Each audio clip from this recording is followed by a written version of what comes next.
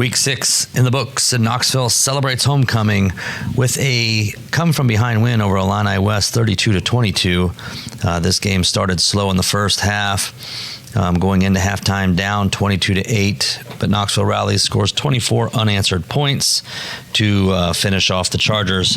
We look ahead to what is coming up on Week 7 when the Macomb Bombers come to town.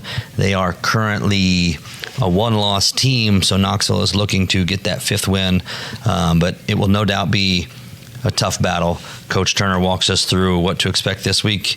So here it is, Week 7 of Timeout with Coach Turner, the Bombers.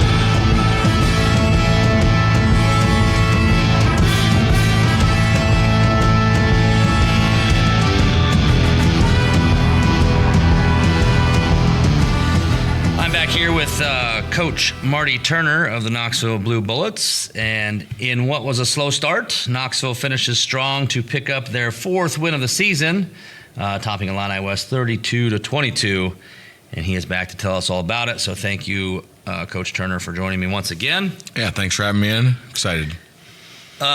So typically we dive into stats, but I did a little backwards. So before we dive into some of those stats, really Friday night seemed like, as a spectator, we watched 2 completely different short games. I don't know if it felt like that coaching, but between the 2 halves, it was night and day.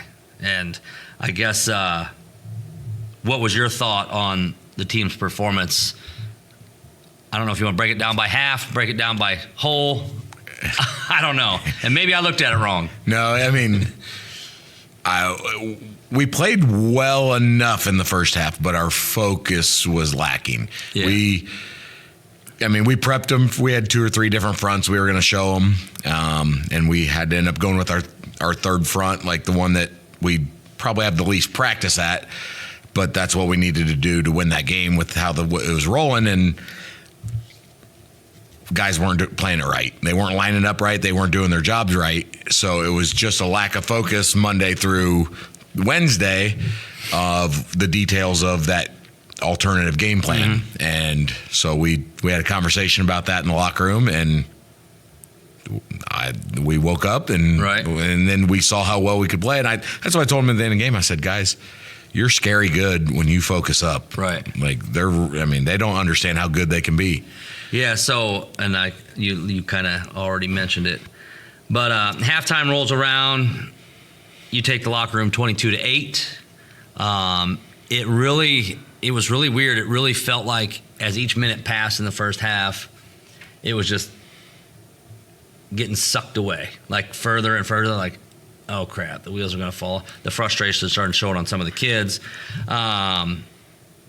But I don't know what exactly you said to them in the locker room, and you probably don't want to say exactly, but I guess whatever it was the right thing. So what exactly can you tell us about that halftime talk to get the focus back where it needed to be? You know, the people that have listened for a long time, when we had our very first interview, you talked some of, coaching philosophies, and right.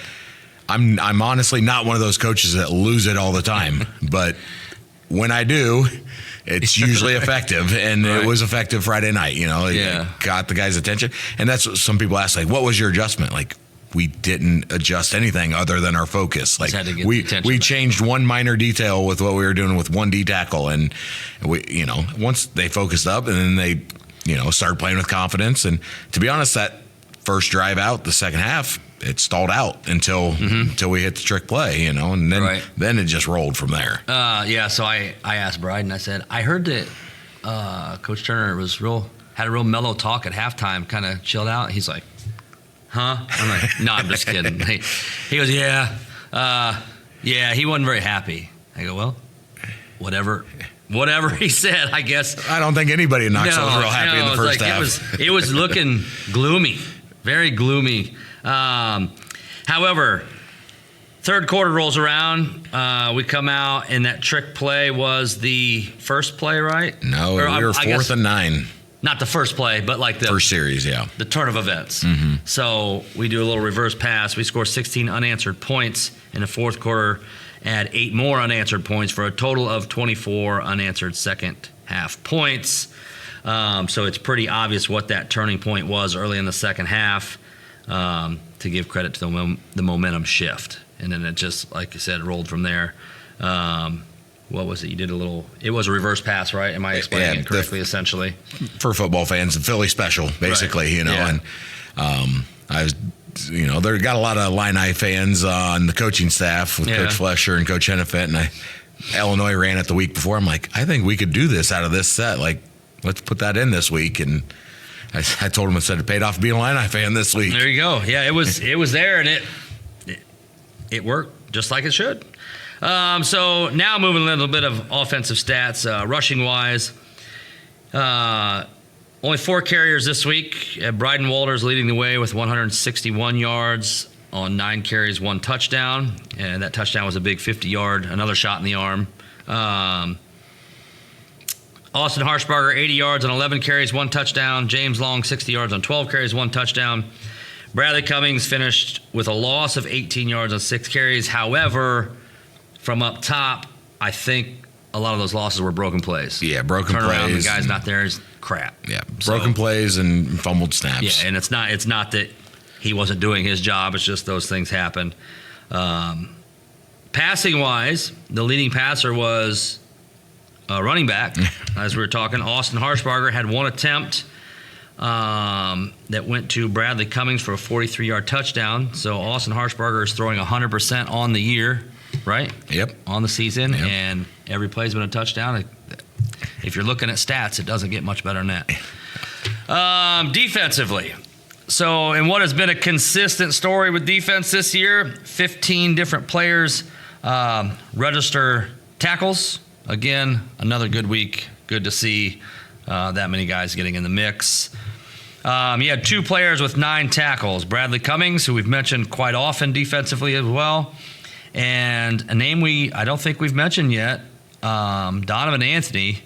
Donovan really had a career night. And I noticed, I even called it, I was like, do you see Donovan tonight? Donovan also had 9 tackles, getting the start at linebacker as a backup. Am I saying that correctly? Yep. He was filling in. So that had to be great to see a kid like that coming in. Just really, he's being an animal. Yeah, absolutely. I'm so happy for that kid.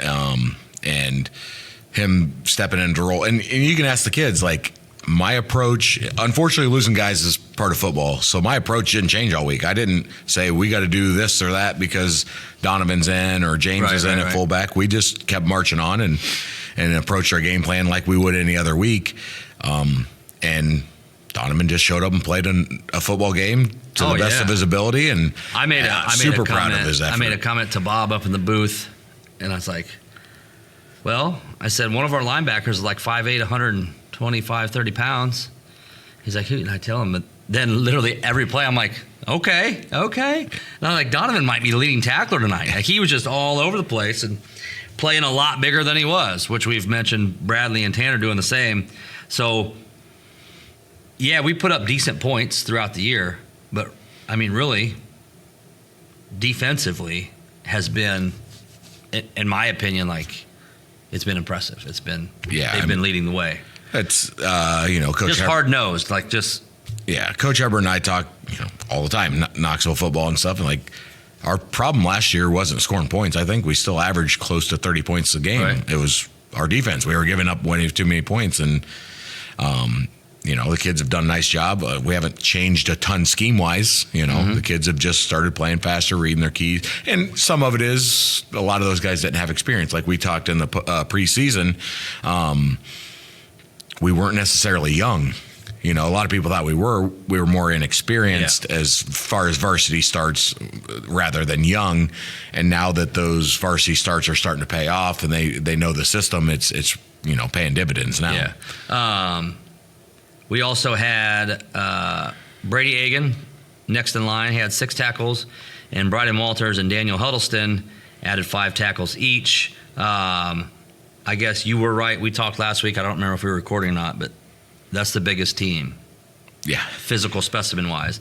And that fullback, not a lot of speed, but he was an intimidating man coming through that hole at, I don't even know how much he weighed. But yeah, I think he's listed at like 255. But like I said, the kids, like even Donovan, had a couple tackles on him, just squaring up, just taking him, did it right. But overall, it's been the consistent team effort on defense side of the ball, which is definitely not a problem to have. And it's good to see when you have to plug guys in there that you don't lose a step. Yeah, we really didn't change anything. So just a quick recap. Knoxville starts off slow, but makes up for it in the second half, scoring 24 unanswered points, was it, right?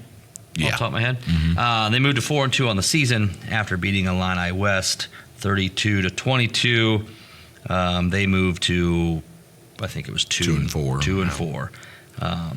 So I saw some of their kids after the game. It was a pivotal game for them, really, and they didn't take it well. They were in a similar boat that we were last year. Yeah, because we were 2-4 after we lost to them, and football life sets in on some kids. Seniors. Oh, yeah. Yep. So best of luck to them moving forward. You know, they're not done yet, so we'll just see how they pan out. But in all reality, we're not worried about their path. We're worried about ours. I guess before we move on to next week or this week's matchup, anything you'd like to add that I forgot about? Yeah, no, nothing that you really forgot about. I'm just super proud of the staff and the kids. I thought Friday night was special all the way around. Homecoming's supposed to be special. Yeah. From, the events for the Letterman banquet, honoring Rick, and then, the kids battling through a tough game. I mean, like you said, kids stepping in with guys injured and my coaching staff having that next guy up ready to roll. Like that's, how I built the staff. Coach Hennefit talking at the Letterman banquet just shows like the guys that I'm trying to get around to teach these young kids. Yeah. Like, and the kids now, it's neat for me as the head coach to see the relationships these kids are building with these young coaches. Right. And, it's just a really cool night all the way around. Yeah, I agree. Awesome. Good turnout all around.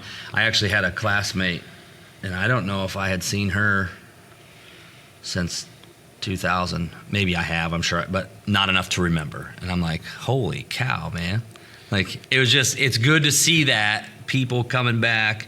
I don't know if you had a chance to watch Case's speech. Yeah, my wife recorded it. So but it's I almost wish the kids could have been there. Yeah. Because, he made some pretty good points and highlights in his philosophy. And, I think it motivated people in the room. Yeah, it definitely. And a lot of people don't know I had Chris Kemmer come back and speak to the team before we come to the banquet. And I'm sure whatever he said was great. It was, because yeah. When Chris Kemmer talks, it's usually pretty good. And it struck with the kids, he talked about several different things, but being a good teammate and caring for each other was one of it, and it showed out on the field. Yeah.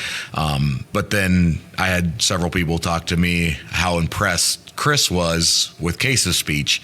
Chris and Case don't even know each other, but they're anybody that knows both people, so, they're very similar type people. Once Case finished up, I actually Kemmer was the first to stand up to start a standing ovation for him, and I don't know why I noticed that. I didn't think it was odd, but I could tell.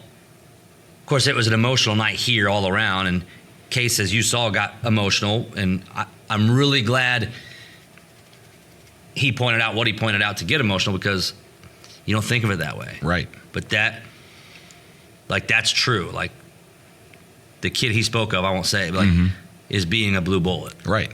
And those around him are being blue bullets, doing what we do. Just like I said with Rick, this is what we do. Right. We're here. And that's what hopefully people in the community appreciate and thank, not just Case, but all the guys on set. That was my goal, is to get good people around these kids. So I got great people around them. I will say, like I said, I know the game enough to watch it and comment on it, even though my comments are probably 60% accurate. You know what I mean? But I was one of the guys, a lot of young coaches, man. Like, really, your most seasoned guy is Daniil, and he's got like 3 years. But I'll be the first to say, my thought, maybe not the first to say, I was wrong, because like these guys are doing the job, and I think it's refreshing to have the young guys in because they're connecting differently. Absolutely. Nothing like, obviously, Coach Hubbard, spectacular coach. Right. Yeah. He always had a staff around him. But it's almost like when times change, all right, are we just going to go with the older veteran coaches? But now we've changed with the times, and they're connecting differently. And like Case, for example, he's an adult. He carries himself as an adult. He separates himself. But he was on that field 6 years ago. Right. So, I mean, he still remembers, like, everything about it. So whatever your formula is working. So I applaud you and your staff around you as one of the people that was wondering, oh, this might not go well, but it's going well. Yeah. So I appreciate it. That's applause to you. This Friday is week 7, right? Yep. Dang. The Macomb Bombers come to town at 5-1. This will be another tough test for your guys. I don't know how the game went. They lost by 14 this Friday to Farmington for their only loss. So I guess, what are we expecting to see Macomb bring to the field Friday? Yeah, I mean, they're going to be an athletic ball club, well coached. Like, they've